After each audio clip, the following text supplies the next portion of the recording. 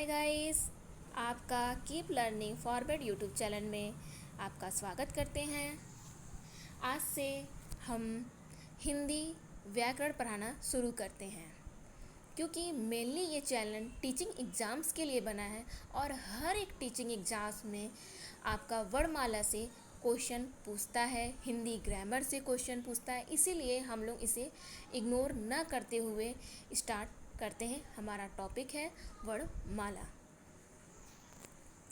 आइए अब जानते हैं वर्णमाला किसे कहते हैं। भाषा की सबसे छोटी इकाई ध्वनि होती है और इस ध्वनि को वर्ण कहते हैं। वर्णों के व्यवस्थित समूह को वर्णमाला कहते हैं। हिंदी वर्णमाला में कुल वर्णों की संख्या 52 है और वर्णमाला को दो भागों में बांटा जाता है, पहला स्वर, दूसरा व्यंजन। आइए जानते हैं स्वर किसे कहते हैं। जो वर्ण स्वतंत्र रूप से बोले जाते हैं वे स्वर कहलाते हैं, मतलब जिसमें बोलने में जोर नहीं लगता है, जिसे हम पूरा ओपनली करके बोल देते हैं, कोई फोर्स नहीं लगता है, कोई बल नहीं लगता है, उसे हम स्वर कहते हैं। जैसे आ, ए, ई, ऊ, ये हमारे स्वर हैं। आइए जानते हैं स्वर के प्रकार। मूलतः स्वर के 3 प्रकार होते हैं। पहला मूल स्वर, जिसे ह्रस्व स्वर भी बोलते हैं, लघु स्वर भी बोलते हैं।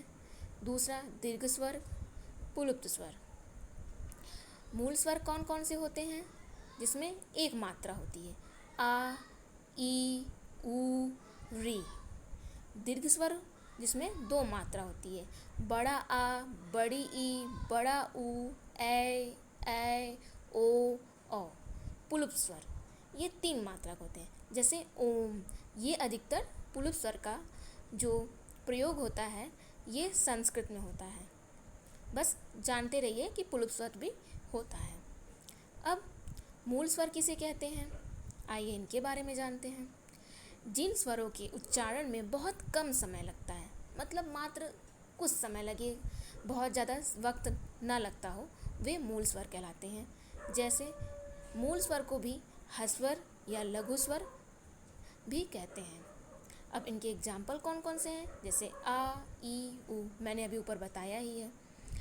जिन स्वरों के उच्चारण में ह्रस्व स्वरों से अधिक समय लगता है, मतलब मूल स्वरों से बोलने में थोड़ा अधिक समय लगे, उसे क्या बोलते हैं? दीर्घ स्वर बोलते हैं। जैसे बड़ा आ, बड़ी ई, बड़ा ऊ।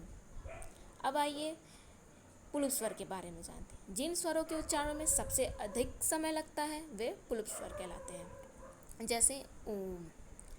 अब अधिकतर हम लोग को कन्फ्यूजन होता है एग्जाम्स में स्वरों की संख्या को लेकर। आइए इनके बारे में जानते हैं। स्वरों की संख्या 11 होती है व अयोग व स्वर 2 होते हैं। कुल मिला के स्वरों की संख्या 13 होती है। जैसे आ, बड़ा आ, ई, बड़ी ई, ऊ, री, ऐ, ओ, औ व अंग आह। अनुसार के लिए चंद्र बिंदु तथा विसर्ग के लिए 2 बिंदु, जैसा आपको कॉपी में दिखाया गया है। अब आइए स्वरों के वर्गीकरण के बारे में पढ़ते हैं। स्वरों का वर्गीकरण कितने प्रकार से हम लोग स्वरों का वर्गीकरण करते हैं। पहला तो आप पढ़ ही लिए हैं, मूल स्वर, ह्रस्व स्वर, लघु स्वर, दीर्घ स्वर्ग, दीर्घ संधि स्वर, सजाती स्वर, संयुक्त स्वर, विजाती स्वर। अब इनके भी एग्जाम्पल्स देख लीजिए। मूल स्वर जिसे ह्रस्व स्वर भी बोलते हैं, लघु स्वर भी बोलते हैं, आ, ई, ऊ, री, ये 4 होते हैं। दीर्घ स्वर हमारे कितने होते हैं? आ, ई, ऊ, ऐ, औ, ये 7 होते हैं। अब दीर्घ संधि स्वर या सजाती स्वर, आ, ई, ऊ, ये 3 होते हैं। संयुक्त स्वर और या विजाती स्वर भी बोला जाता है, ऐ, ओ, औ। संयुक्त स्वर या स्वरों का निर्माण। अब कैसे स्वरों का निर्माण होता है उसके बारे में जानते हैं। आ प्लस ई मिलकर बनता है ए, आ प्लस ए मिलके बनता है ऐ, आ प्लस ऊ मिलके बनता है औ, आ प्लस ओ मिलके बनता है औ। स्वरों का उच्चारण स्थान। ये अक्सर कंपटीशन में पूछा जाता है हमारे टीचिंग एग्जाम्स में, और ये आप लोग संयुक्त स्वर जरूर याद कर लीजिएगा, ये भी पूछते हैं। लेकिन ये स्वरों का उच्चारण स्थान बहुत इम्पॉर्टेंट है कि कहाँ से कौन से स्वर बोले जाते हैं।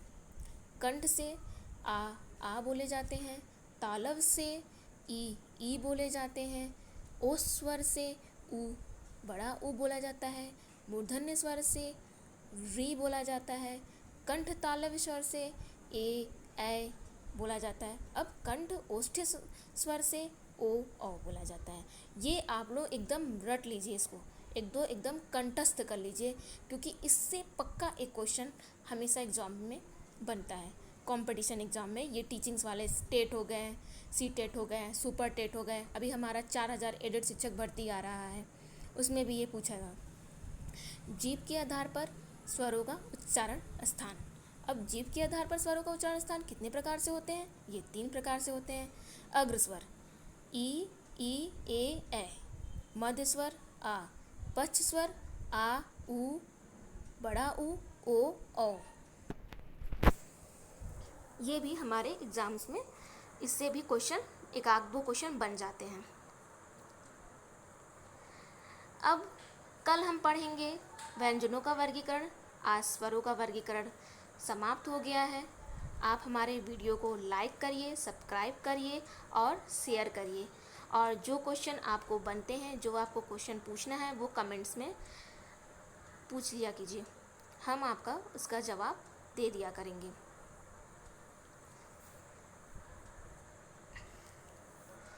आपको और सब्जेक्ट के विषय में हम वीडियो धीरे धीरे डालते रहेंगे।